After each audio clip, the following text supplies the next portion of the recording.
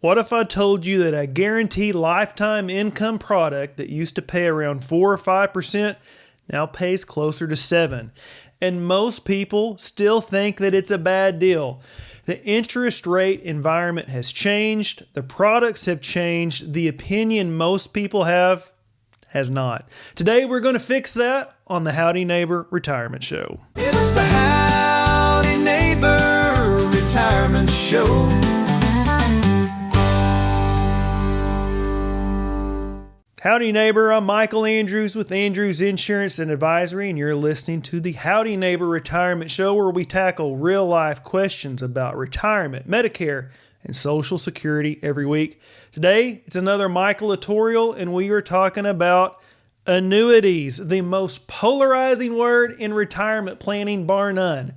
Where the reputation came from, what has genuinely changed, and whether these products deserve a fresh look in your retirement income plan.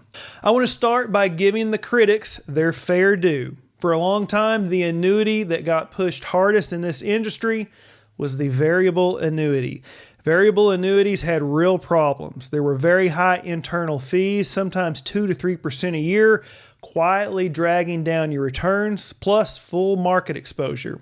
If you or someone you know got burned by one of those products, the frustration is legitimate. Listen, that reputation was 100% earned. But variable annuities are not the whole story of what annuities are today, and the rate environment that shaped those old opinions has changed dramatically. So I was reading a recent piece in Kiplinger written by a retirement planner by the name of Mike Decker, and he made a point about the math worth sharing. He said that a decade ago, the 10-year Treasury rate was hovering right around 2%. That benchmark heavily influences what insurance companies can offer in some of their lifetime income payouts. At 2%, the payout rates that we were seeing back then was around 4 to 5%. And that wasn't that compelling. The math, it just didn't add up that well. Today, though, the 10-year Treasury is around 4.5%, so it's more than double what it used to be. And payout rates on certain annuity products have moved up with it. In some cases, we are seeing around 7% payout, and that is a genuinely different conversation. So have you ever looked at an annuity payout illustration and decided, hey, you know what, this just really isn't worth it? If that was more than like 5 years ago, I will guarantee you, though, that the numbers have changed.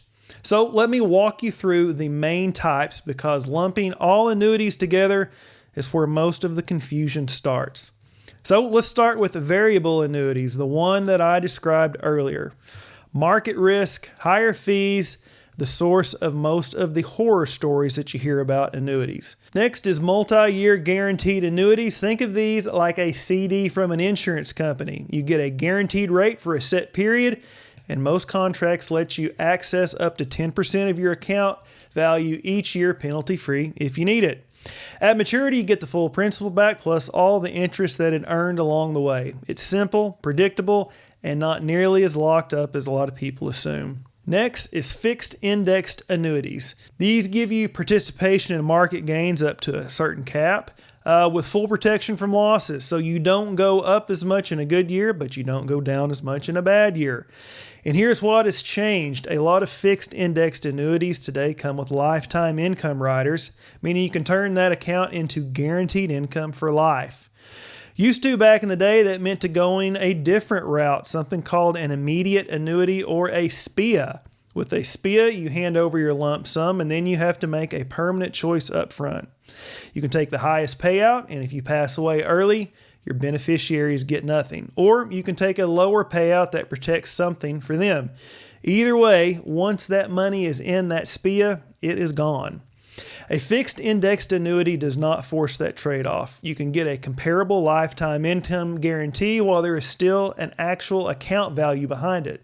So if you pass away with money left in it, it goes to your beneficiaries, and you typically still have access to the funds in case of emergency. That is why, in my opinion, fixed indexed annuities have become the more useful tool for what most people I work with need. Someone described annuities to me once as hammers. So nobody walks around hating hammers, but you hit your thumb hard enough one time and you will have strong feelings for a while. A lot of times I think people who hate annuities, They may have got hit in the thumb by the annuity hammer. Happened at the wrong place, the wrong time, and for the wrong reason. So, do you have a guaranteed income floor in your retirement? Income that shows up every month no matter what the market does. If the honest answer is not really, or if it turns out that Social Security and pension doesn't quite cover it, then that means that there is a gap that is worth examining. And this is where this connects to how I like to build retirement income plans with some clients. The real question is not whether you like annuities, it's whether your guaranteed income comes from and whether it covers your essential expenses every month. Social Security covers part of it. A pension, if you're lucky enough, covers part of it, but most people have a gap. And when that gap gets filled by pulling money from your investment portfolio month after month, in good markets and in bad, you are exposed to what's called the sequence of return risk. That is what happens when the market drops early in your retirement while you are still pulling income out. You lock in those losses before the portfolio can recover, and the damage is hard to undo. Here's an example of what that looks like. Two people, similar savings, both retire at 65. Person A fills the income gap entirely with portfolio withdrawals. The market drops 25% in year 2. They keep pulling income every month, and the math starts to erode that portfolio quickly. Person B, on the other hand, has Social Security, a fixed indexed annuity covering the essential monthly gap. And the rest of the portfolio is invested for growth.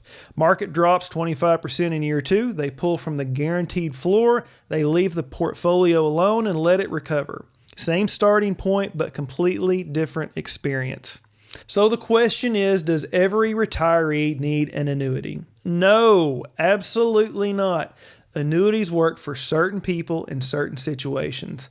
But on the other hand, the blanket statement of I would never touch one, based on a 10-year-old opinion formed in a 2% rate world about products that have genuinely improved, that position, in my opinion, deserves a second look.